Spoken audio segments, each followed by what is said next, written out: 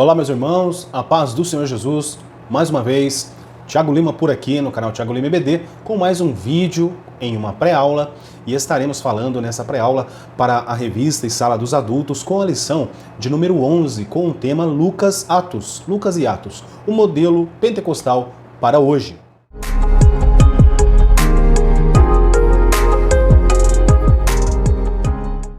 Para a nossa lição de hoje, a nossa pré-aula aqui no canal, nós teremos como objetivo da lição enfatizar a ação do Espírito Santo na vida e ministério de Jesus em Lucas, ressaltar que a manifestação do Espírito Santo no ministério da igreja em Atos é cumprimento da promessa de Deus revelada por intermédio do profeta Joel, e 3, apontar que o batismo do Espírito Santo é uma promessa atual e deve ser buscado por todos os crentes como capacitação para o serviço cristão. Nosso texto áureo está em Atos capítulo 2 e o versículo 4, que nos diz assim: "E todos foram cheios do Espírito Santo e começaram a falar em línguas, em outras línguas, conforme o Espírito Santo lhes concedia que falassem." A verdade prática agora, a atividade do Espírito Santo e as suas implicações na vida cristã são o padrão bíblico apontado pelo crente pentecostal. Muito bem, nossa leitura bíblica em classe, que é o texto base para a nossa lição, está em Lucas, capítulo 1, versículo 21 e 22, e Atos, capítulo 2, do verso 1 ao 4. Não farei a menção, a leitura para a gente aproveitar o máximo do tempo para poder diretamente agora para as anotações que eu fiz, tanto a introdução e todos os outros tópicos, tá certo, pessoal? Então, até antes de começar, queria pedir a você que está chegando aqui no canal, se inscrevesse no canal e deixasse seu like. As métricas do YouTube para a leitura dos canais e os vídeos, todos aqueles que têm canais com um tanto de pessoas, mas os seus likes são poucos, aí o YouTube não recomenda esse vídeo.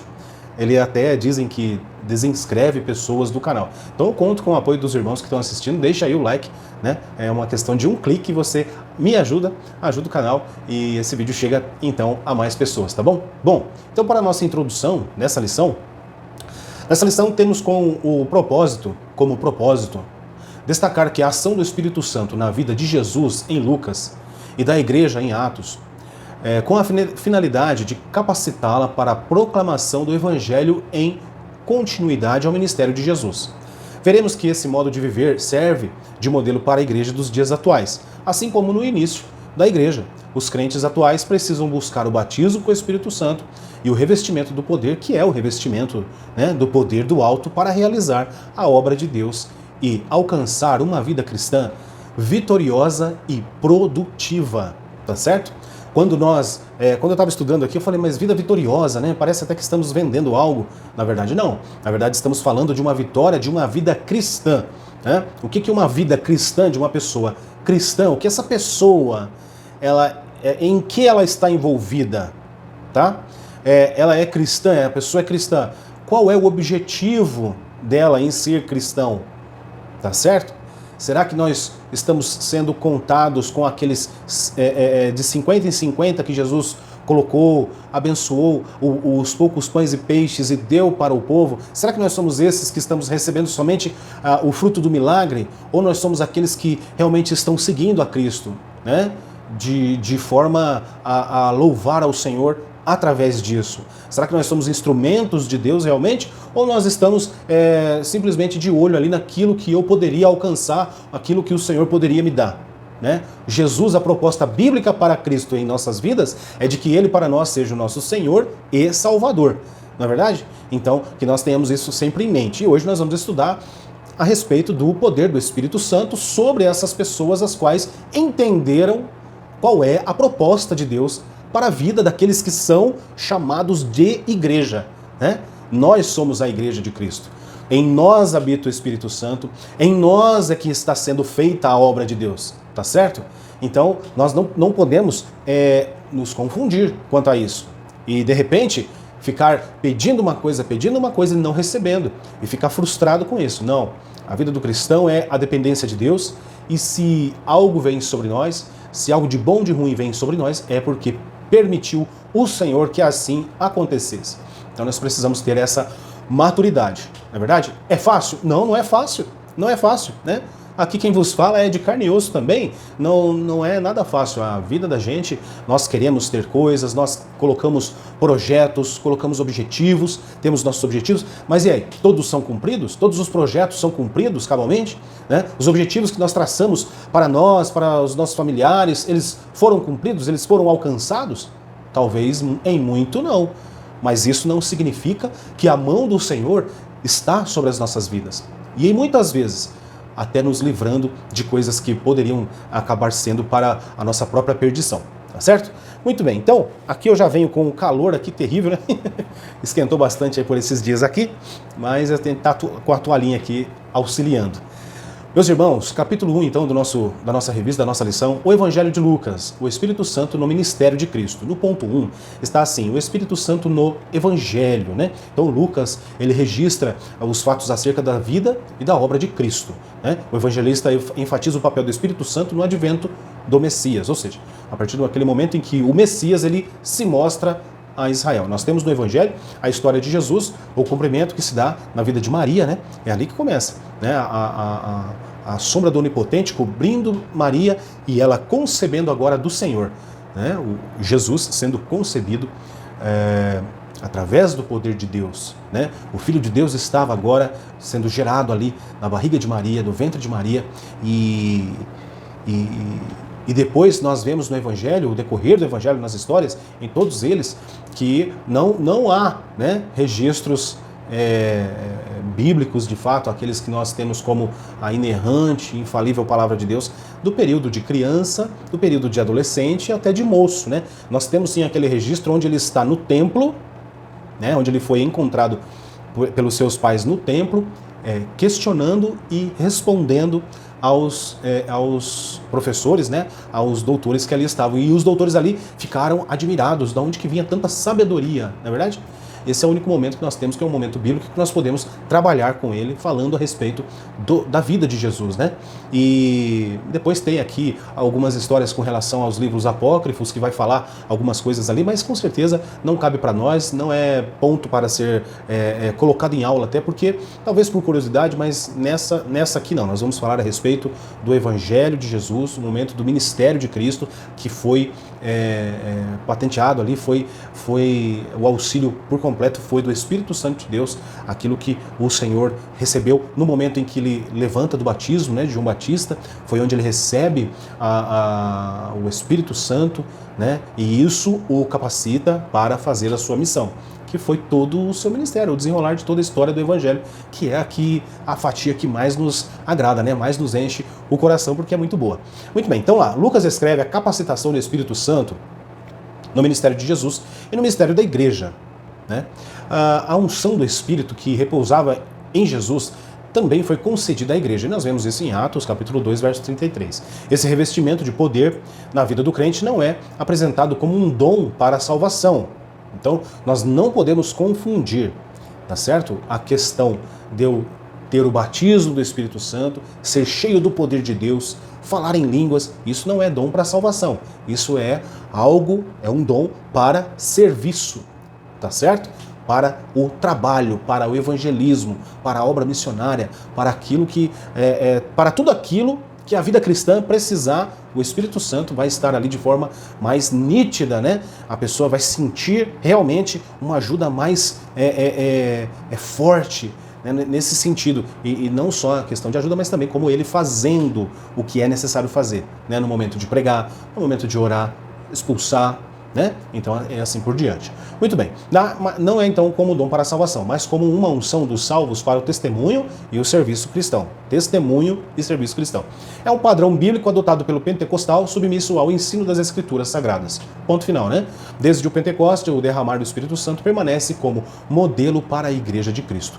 Lucas registra os fatos acerca da vida e obra de Cristo. A narrativa do Evangelho compreende o nascimento, ministério, morte e ressurreição de Jesus, bem como a promessa do derramamento do Espírito Santo. O evangelista enfatiza o papel e a importância do Espírito Santo no advento do Messias. Nossa declaração de fé, né, professa que o Espírito Santo não é apenas um atributo da divindade, mas possui a mesma essência do Deus Pai e do Deus Filho.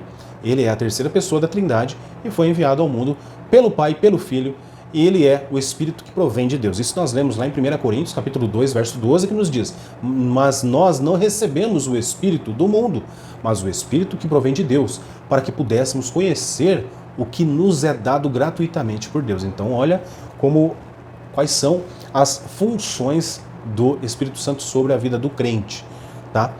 Ponto 2, o Espírito Santo e o batismo de Cristo. No ponto 2, Jesus foi batizado em águas por João Batista, com a idade de quase 30 anos, né? Nós lemos isso em Lucas, capítulo 3, verso 23.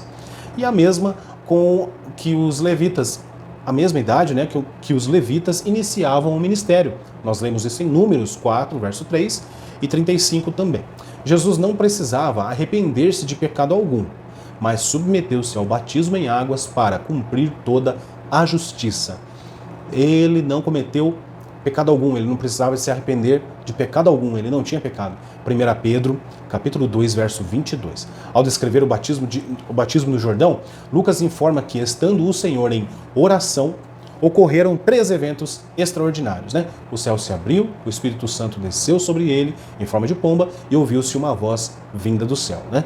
Isso foi realmente em Lucas 3, 22, né? A abertura do céu significa que se segue uma revelação da parte de Deus.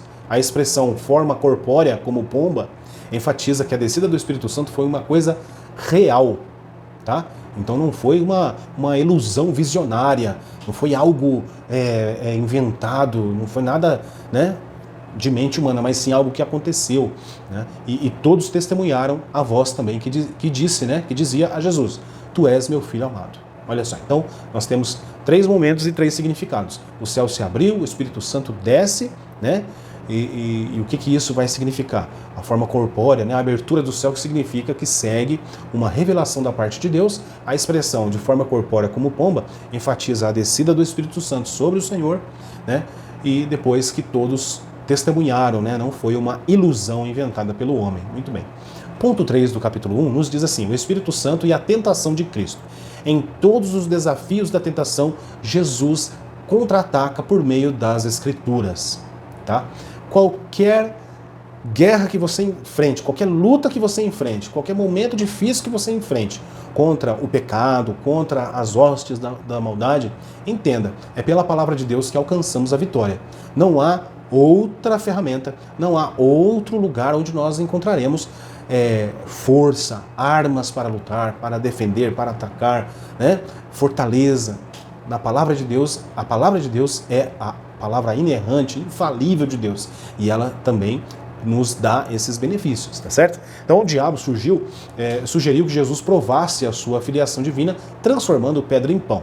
Cristo revidou citando Deuteronômio 8:3, né? E reafirmou que o homem não só vive de pão, mas de toda a palavra que procede de Deus. E aí o adversário, para instigar o Senhor, distorce o livro de Salmos 91, do 11 ao 12, e sugere que Jesus teste a sua condição como filho de Deus, atirando-se do pináculo do templo, né? Nós vemos isso em Lucas 4, do 9 ao 11. O Senhor o repele e ratifica o verdadeiro sentido das Escrituras. Qual é?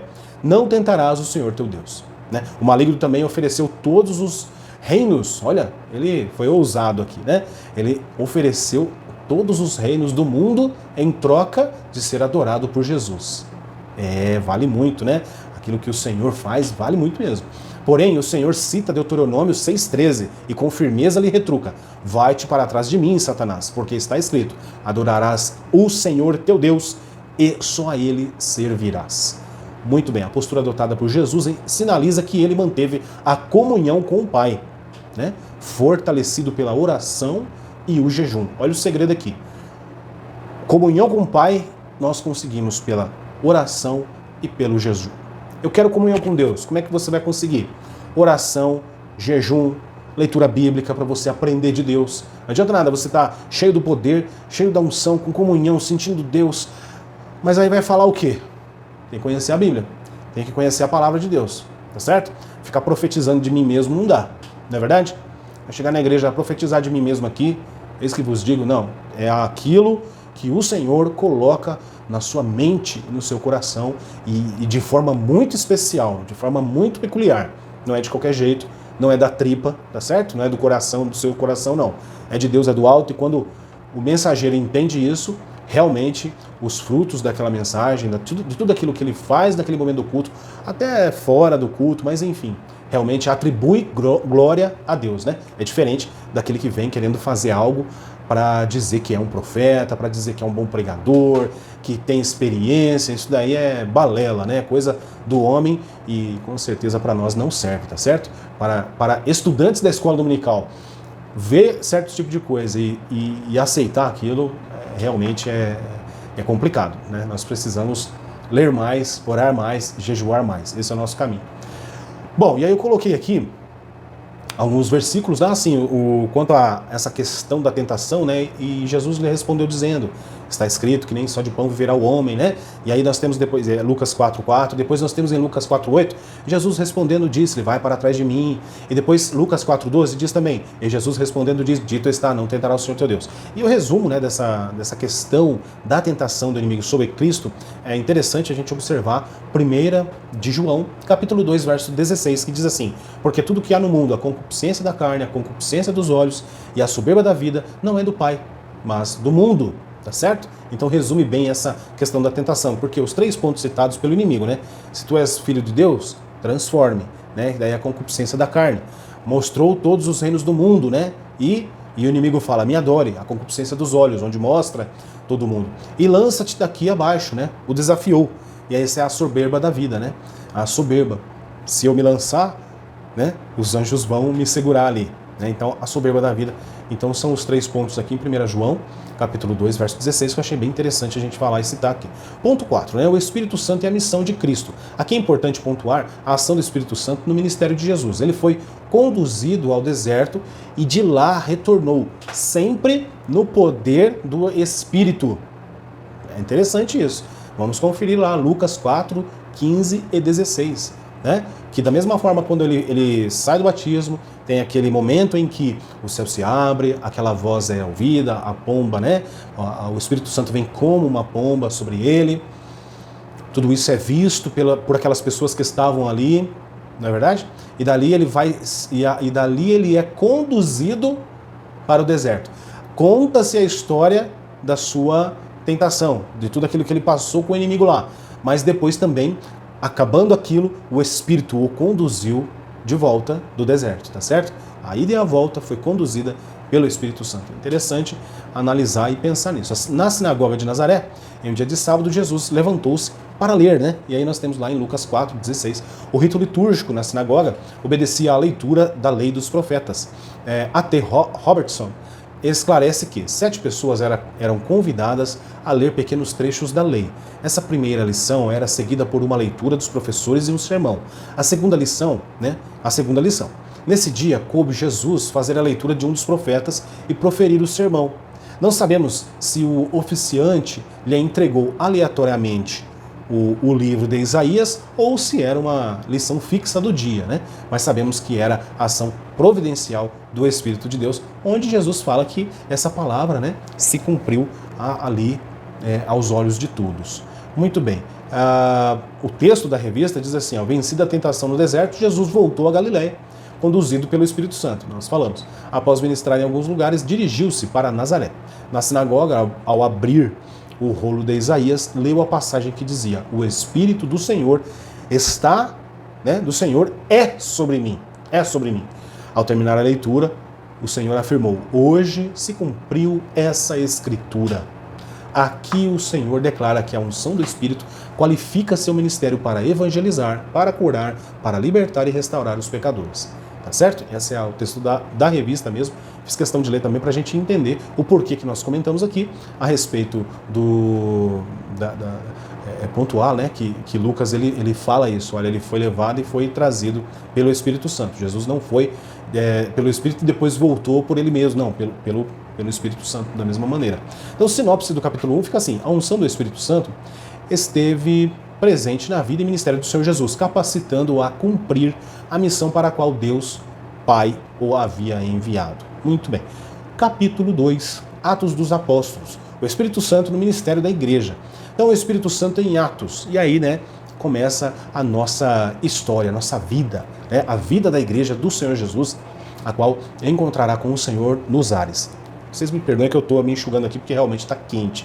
E eu preciso fechar aqui porque senão tem som de fora e fica ruim. Vai me perdoando, é hora por mim comprar um ar e pôr aqui, né? Mas vamos lá. Então, no capítulo 2, né, Atos dos Apóstolos, o Espírito Santo no ministério da igreja. Então, o Espírito Santo em Atos, o que a gente aprende, o que a gente pode pontuar nesse ponto? O livro de Atos relata que o Senhor apresentou aos discípulos muitas e infalíveis provas de sua ressurreição. Eles desfrutaram da companhia de Cristo ressurreto por 40 dias. Tinham elementos suficientes para testemunhar do Filho de Deus, mas não deveriam fazer sem o poder de Deus, tá certo? Então, por isso que nós estamos aqui no ponto 1, o Espírito Santo em Atos. Então, era importantíssimo esse momento, né? Esse momento de o revestimento do Espírito Santo sobre a vida dos discípulos, daqueles que realmente estavam aguardando esse momento, daquela promessa que Jesus tinha feito, né? Olha, eu vou para o Pai, mas vou enviar um Consolador. E ali eles ficaram orando.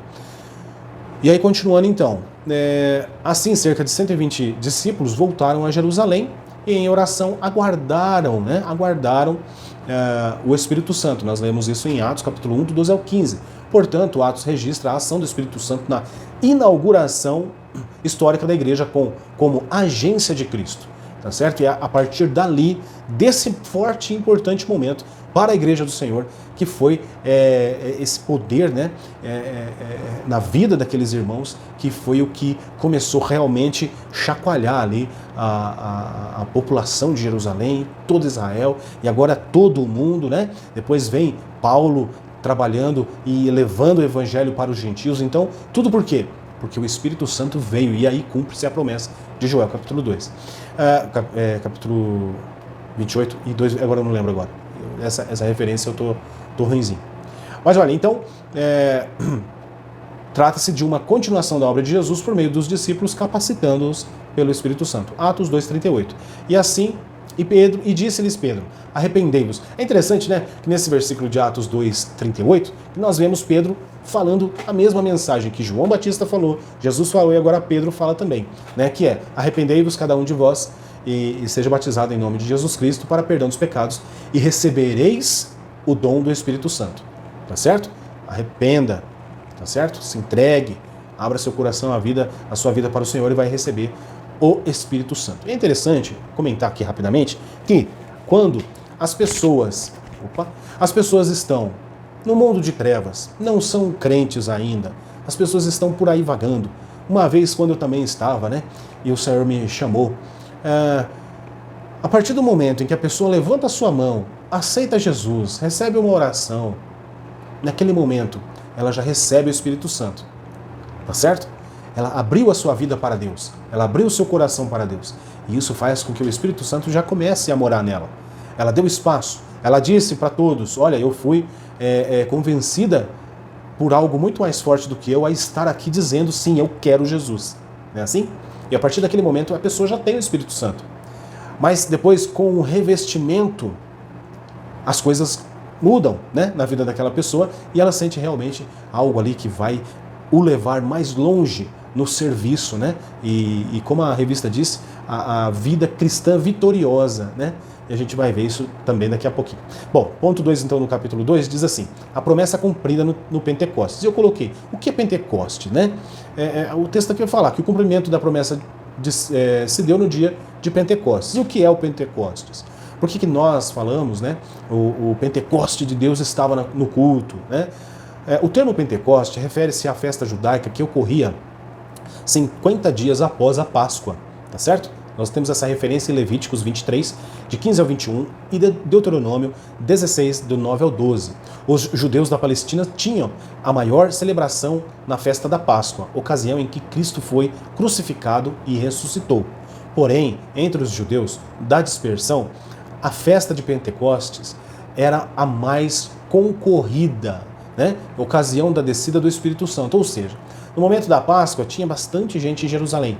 Muitas pessoas viram a crucificação de Jesus, mas no momento em que Jesus ele é levado ao céu, ou no momento em que no momento em que o Espírito Santo batiza aqueles 120 ali no cenáculo, as pessoas de todas as partes do mundo naquele momento ouviam em sua própria língua as maravilhas, as grandezas de Deus. Não é assim o texto bíblico? E é justamente por isso que nós temos, né, como o Pentecoste de Deus sobre a nossa vida, que é, por quê? Porque é justamente no dia de Pentecostes que aconteceu isso. Então, porém, entre os judeus, a dispersação, a festa do Pentecoste era a mais concorrida, mais que a Páscoa, a ocasião da descida do Espírito Santo. Isso explica a variedade de idiomas, né, presentes em Jerusalém na festividade. Lucas escreveu que, cumprindo-se o dia do Pentecostes, os discípulos reunidos no cenáculo foram cheios do Espírito Santo e falaram noutras línguas, né? Então, Pentecostes é uma palavra grega que significa 50º, tá certo? Porque acontecia 50 dias depois da Páscoa. Outros nomes que a Bíblia dá ao Pentecostes são festa das semanas e festas da colheita dos primeiros frutos, tá certo? A festa das semanas porque acontecia 7 semanas depois da Páscoa, e festa da colheita dos primeiros frutos porque celebrava o início da colheita desse ano. Tá? Números 28 e 26 encontramos essa referência. Então, a festa de Pentecostes seria para agradecer a Deus pela comida que ele providenciava. Acontecia no fim da primeira colheita do ano e os judeus se juntavam para oferecer uma porção da colheita a Deus. O Pentecostes era uma grande celebração que todos os judeus deveriam participar em Jerusalém. Então, o movimento, né, de pessoas em Jerusalém era muito maior. O Pentecostes também se tornou uma celebração da lei de Deus. Algumas semanas depois da primeira Páscoa, quando os israelitas saíram do Egito, eles chegaram ao Monte Sinai, onde Deus deu a Moisés os 10 mandamentos e a Torá. É muito significativa a associação entre a origem do Pentecostes no Antigo Testamento, em que a lei de Deus foi promulgada, e em Atos 2, onde a presença de Deus foi concedida, marcando o início da Igreja de Cristo. Bonito isso, né? Muito interessante, realmente entendemos que vem de Deus, né, essas coisas. Ponto 3, então, do capítulo 2 nos diz a expansão da igreja primitiva, né? O avanço do evangelho irritou as autoridades judaicas.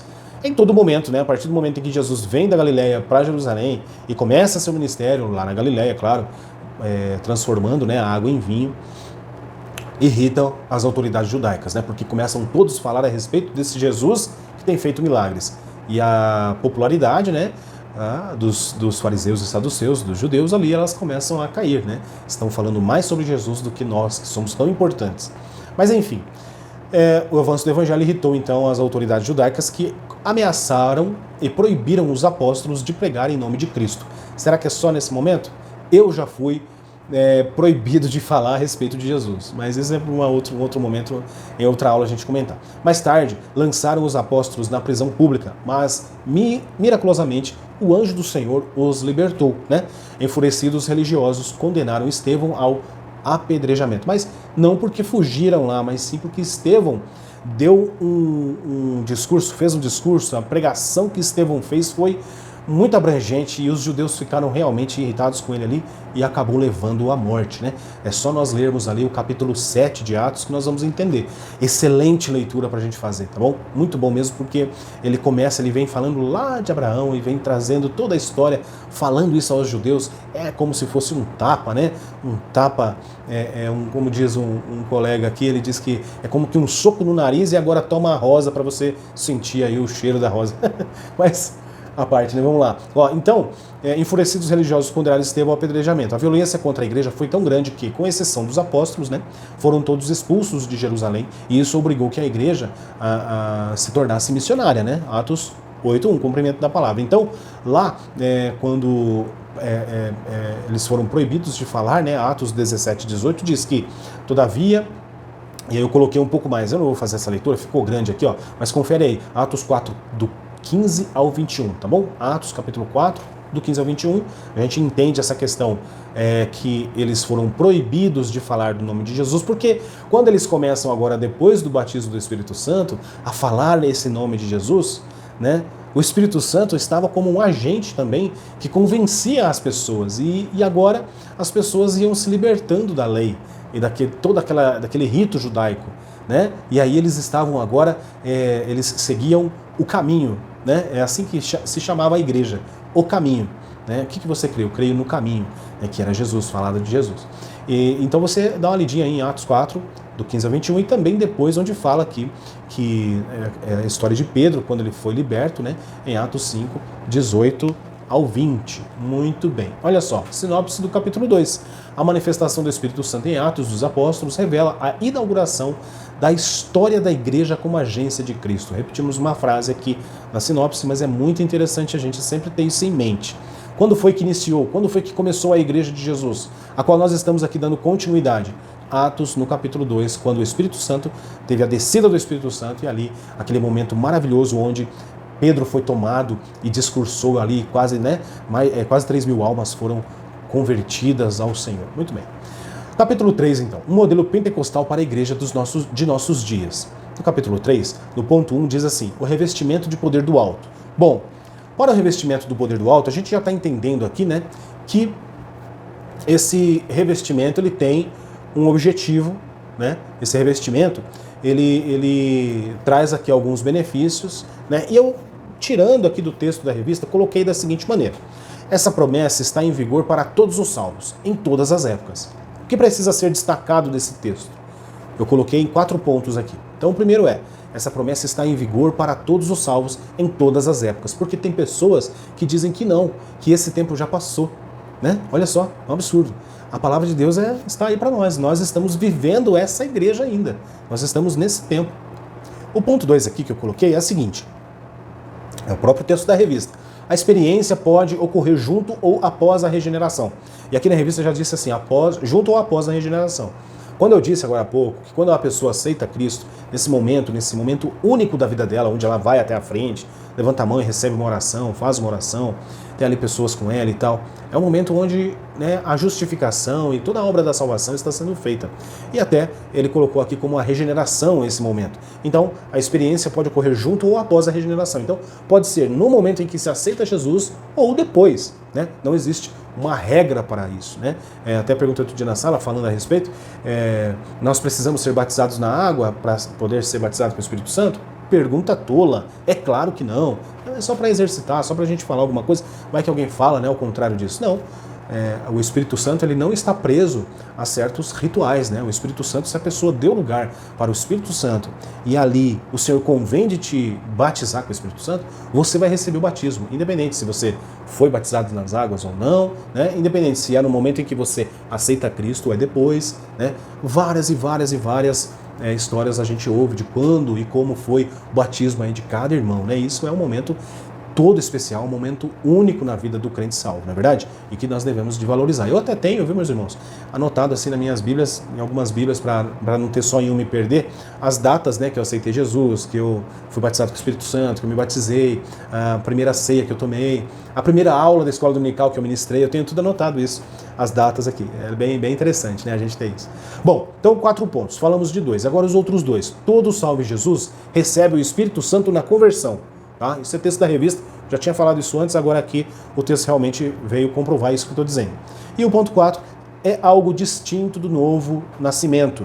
Significa o recebimento de poder espiritual para realizar a obra da expansão do Evangelho. Então, nós temos aqui o quê? Um objetivo estabelecido por Deus com relação ao nosso recebimento do Espírito Santo. Qual é o propósito disso? Existe o propósito. Qual é?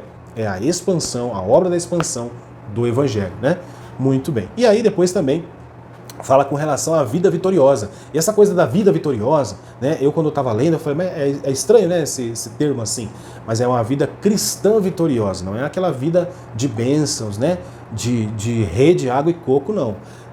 E aí, justamente aqui, eu não me lembro agora se foi eu que coloquei, ou foi a própria revista que colocou, mas eu acredito que foi eu aqui. Coloquei a referência de Atos, capítulo 6, do 8 ao 10, né, que diz a respeito de quem? E Estevão, cheio de fé e de poder. De Estevão, o mártir, né? Fazia prodígios e grandes sinais entre o povo. Então, a vida cristã vitoriosa é aquela vida cristã que Deus usa aquela vida para o que? Glorificar o seu nome, para a expansão da obra, para a evangelização das pessoas, né?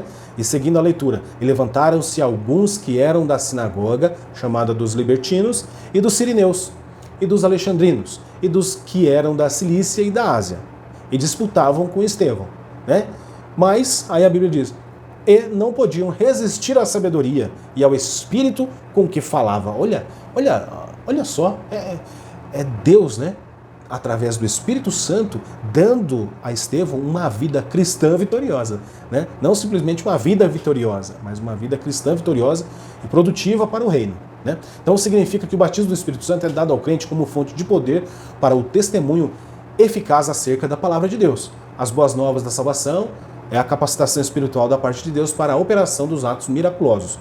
Marcos capítulo 16, versos 17 e 18. O que diz lá? Vamos dar uma lidinha aqui. É bom, né, dar uma lidinha na Bíblia, na aula, sim. Eu gosto, faz muita diferença. Então, Marcos capítulo 16, os irmãos com certeza já sabem qual que é a leitura, né? A gente já sabe, mas é bom a gente enfatizar essa leitura aqui, que fala, né, da obra do Senhor através das nossas vidas. Porque o intuito dessa lição é justamente esse. Qual é a pergunta para essa lição? O que eu tenho feito para o Senhor? Por que eu recebi o Espírito Santo? Por que eu sou batizado com o Espírito Santo? Por que eu falo em línguas? Por que eu sinto essa presença tão gloriosa na minha vida? Para você evangelizar, para você dar bons frutos, para você ser um obreiro do Senhor, né? Não precisa ser um obreiro lá destacado, diácono, presbítero, não. Você como igreja é uma pessoa que vai trabalhar na obra. De que maneira? É falando com um, com o outro. Todo aquele que encostar do seu lado vai receber Deus ali, né? Vai receber de Deus algo. É uma palavra sua de Deus. Então isso é muito importante. Então, Marcos capítulo 16, versos 17 e 18, nos diz assim. Eita! E esses sinais seguirão os que creem. Em meu nome expulsarão demônios, falarão novas línguas, pegarão nas serpentes, e se beberem alguma coisa mortífera, não lhes fará dano algum. E imporão as mãos sobre os enfermos e os curarão. Tá certo? Então, é a capacitação espiritual da parte de Deus para a operação de atos miraculosos. Esse é um ponto. O batismo do Espírito Santo dinamiza a nossa vida de serviço a Cristo e a seu corpo, a igreja. Nesse aspecto, o papel do Espírito Santo é equipar o crente para saber o que dizer em todas as situações. E aí tem as referências, né? Lucas 12, 11 e 12, e depois também 21, capítulo 21 de Lucas, o verso 15. Pisar em serpentes e escorpiões e toda a força do inimigo, né? Fazer as mesmas obras que Cristo fez, porém maiores, ele mesmo diz, e evangelizar os povos, tá certo? Então nós precisamos estar atentos aí a isso, né? Não podemos ser levados por mensagens que diz que a sua vida tem que ser uma vida vitoriosa, você tem que ter isso e aquilo. Não. Nossa vida vitoriosa, ela precisa ser através da unção de Deus, através do Espírito Santo, sendo sim proclamadores do Evangelho. Não é verdade?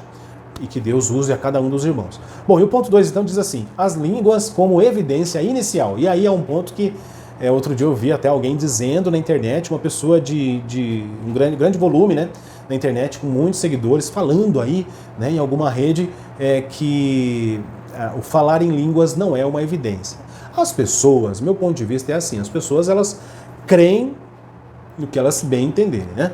Se ela acredita que é ou não, é uma coisa dela. E aí, hoje, existem diversas denominações, diversos nomes de igrejas, diversos jeitos, né, que as pessoas acabam ali adotando para adorar a Deus, né?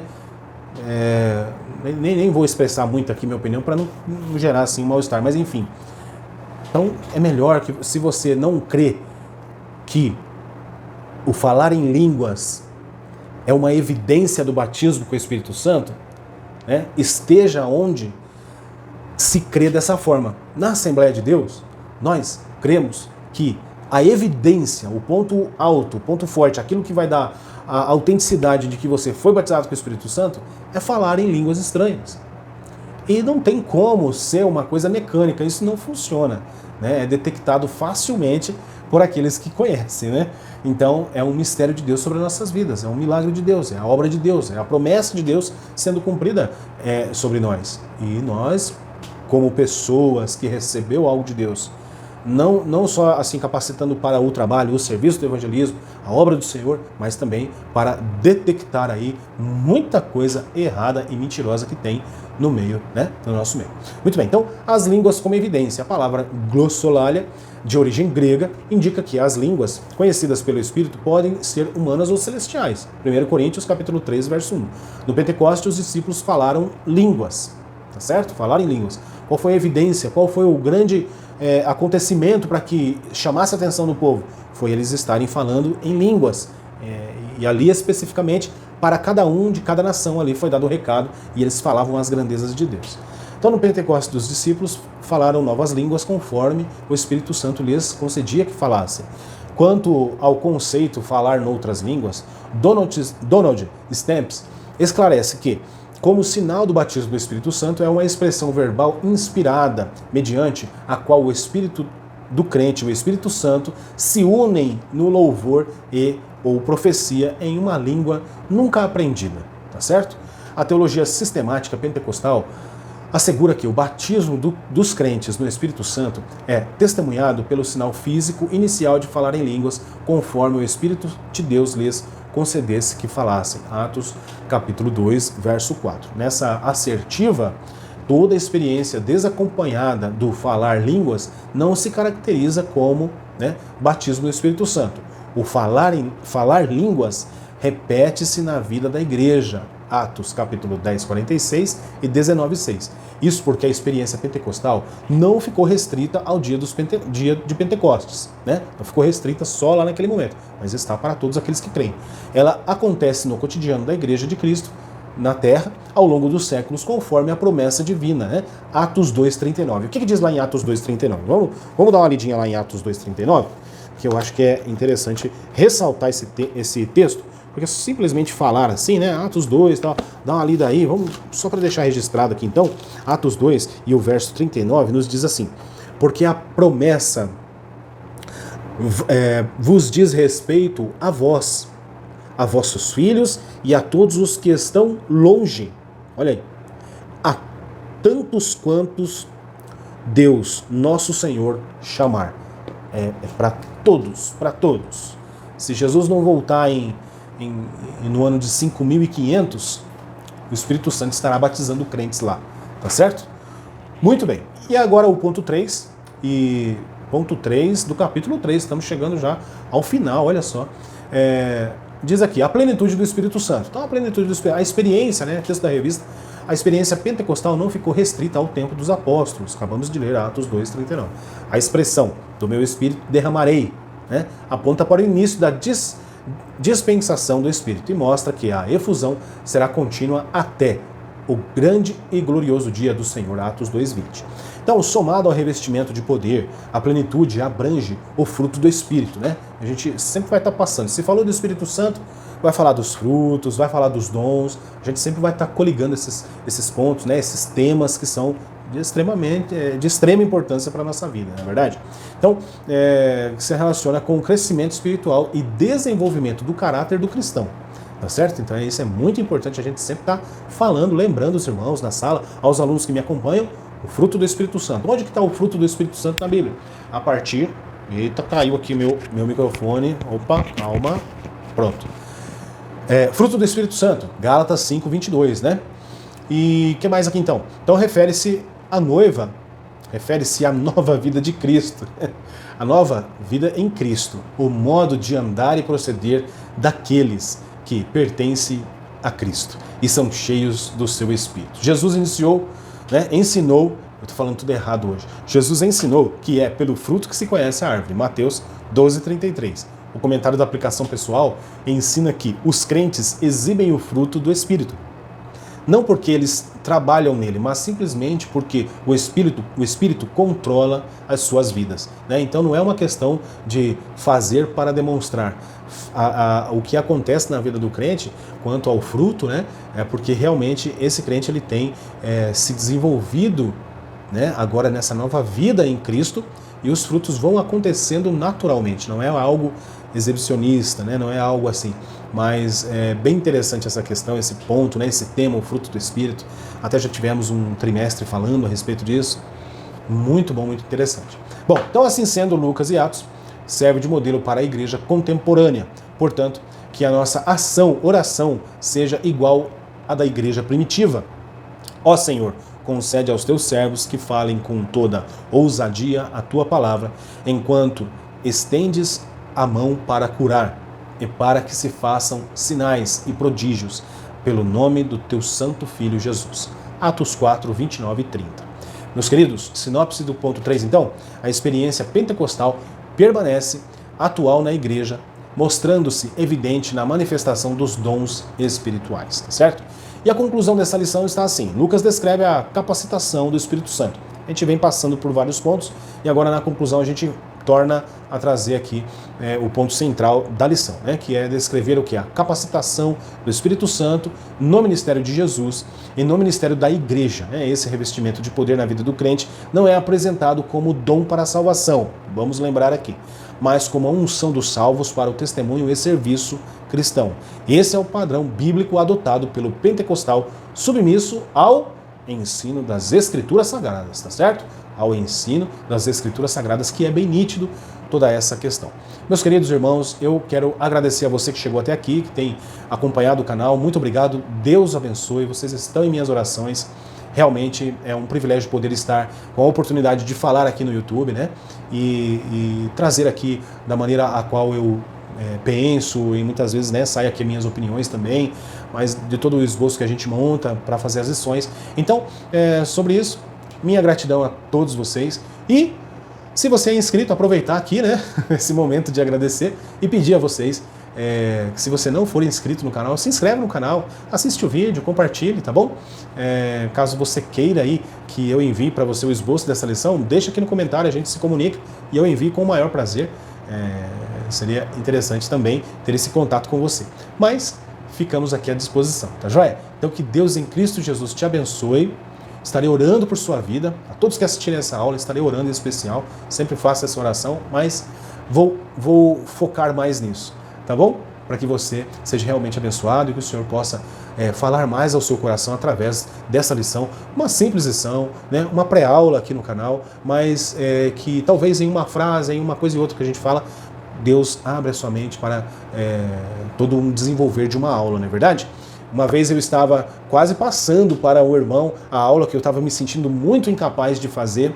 Realmente estava no momento ali de encarar a sala, né, para ir para a sala, falar os irmãos e em uma frase que foi lida, uma frase da verdade prática, exatamente, uma frase da verdade prática ou do texto né, principal, do texto áureo, foi do texto áureo.